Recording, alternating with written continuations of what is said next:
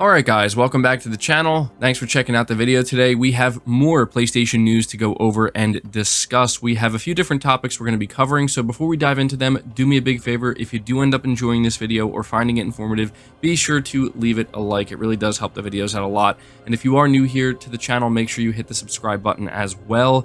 We're starting here with some very good news regarding God of War Ragnarok. Not only is Santa Monica Studio revealing the accessibility settings, which are extremely robust, but they're also making it pretty clear, in my opinion anyway, that yes, this game is set to launch in 2022 and it is not going to be getting delayed into 2023. There's been a lot of conversation surrounding this, especially recently with Microsoft delaying some of their big games.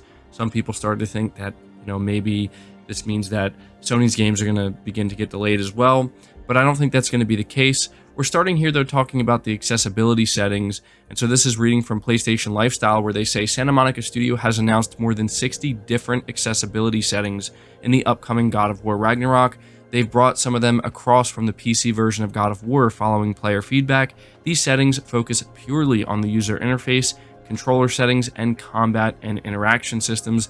There are more to come for other aspects of the game. And so doing a quick rundown here, they have subtitle and caption size, subtitle and caption colors, speaker names, captions, subtitle and caption background blur, subtitle background, direction indicator. There's also a high contrast color mode for the game itself. Players can choose to add a distinct color to targets, enemies, NPC characters, traversal points, special effects, and several different item types to make them more distinct against the background. The environments can also be desaturated so objects of interest are more obvious. Controller options will feature a wide range of preset layouts, but also the option to swap out individual buttons, including alternative configurations for complex actions that need more than one button, like Spartan Rage, Navigation Assist, and Quick Turn. Navigation Assist is a feature that will orient the player towards their next objective. Actions like gap jumping, vaulting, and mantling can be automated. Finally, there will be the option to turn on audio cues for when the player is near an interact icon. Santa Monica has promised more details on their accessibility features for other aspects of the game, like combat/aim assists, puzzles and minigame assists, HUD adjustments, camera tuning, and auto pickup soon.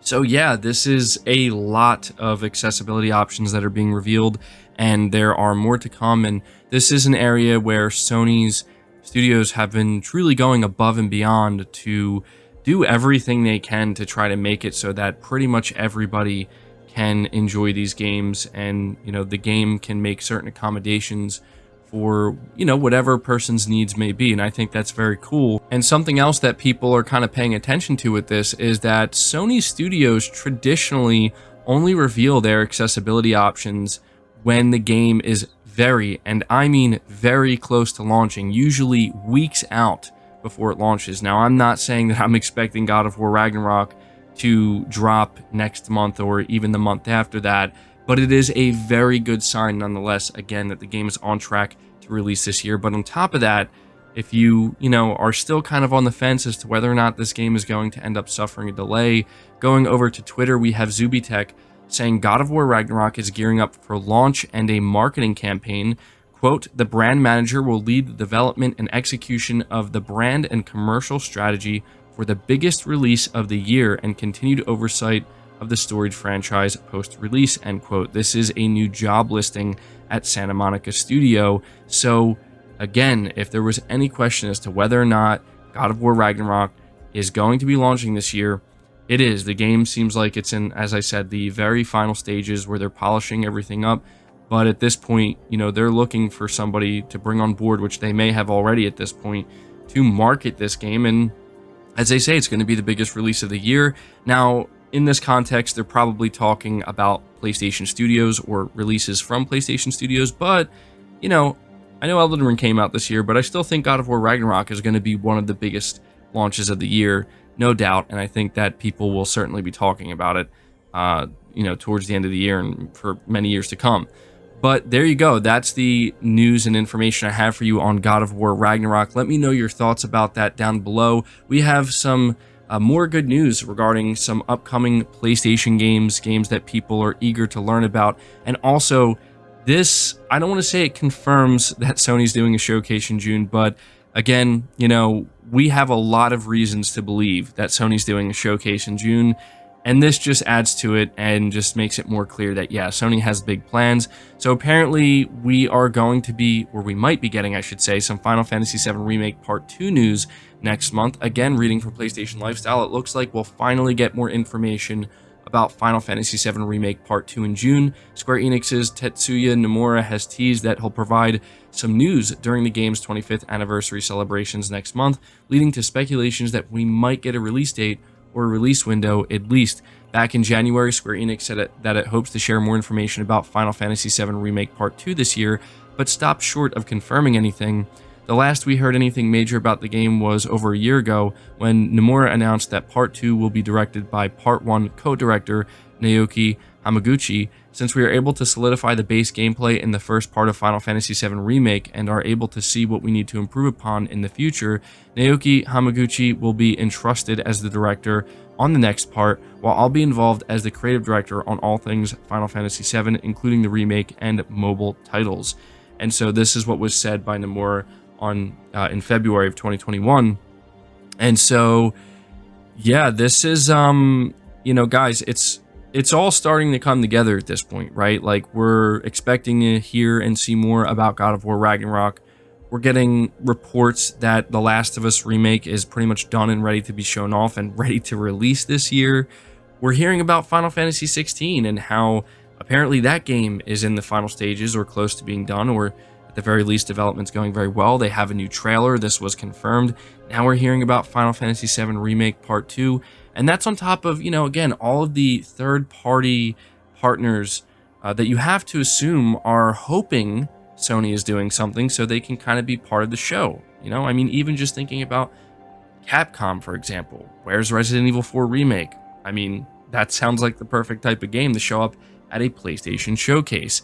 But yeah, you know, it's not necessarily guaranteed that we're going to get Final Fantasy VII Remake news, but it's seeming like it's very likely that it's going to happen. So yeah, let me know your thoughts about that down below. I'll definitely be interested to see what you guys have to say. But continuing to talk about Square Enix and PlayStation, I came across an interesting article from PlayStation Universe where it says Forspoken's PS5 load times will barely last 1 second. So reading here, it says the PS5 version of Forspoken will feature load times that barely last 1 second, according to Teppei Ono, I don't know if I'm saying her name correctly, the technical director for the Luminous engine at Luminous Productions. This is all naturally thanks to the PS5's M.2 SSD that allows for ultra-fast loading times and expansive game worlds, as well as AMD FSR 2.0, allowing for improved performance. Elsewhere, the PC version of the game will offer multiple graphic settings, allowing the game to run on different hardware setups. It is worth noting that it's already been confirmed that Forspoken will offer multiple graphical settings for the PlayStation 5 version as well.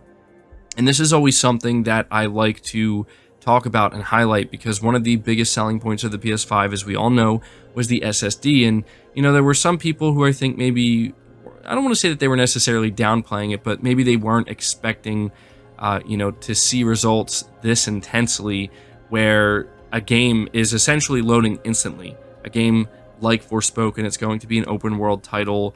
It's obviously going to be, you know, relatively graphically complex, and there's going to be a lot going on, you would assume. So the idea that the PS5 is going to be able to just load areas in a literal instant in less than 1 second, that is, in my opinion, incredibly impressive. And so, yeah, I just wanted to let you guys know about this. Let me know if you plan to pick up Forspoken. For those who may have forgotten, it did get delayed. It was supposed to be out this month, but it got delayed to October, so it's now scheduled to release on October 11th for PS5 and PC, and it is a 2-year timed exclusive on PS5. So, yeah, that's going to do it for the video, guys. I hope you did enjoy it. I hope you did find it informative. Again, leave all your thoughts down in the comments below. Leave the video a like, subscribe if you're new, hit the bell notification icon, and feel free to share this video out on top of all that. But until next time, guys, take care.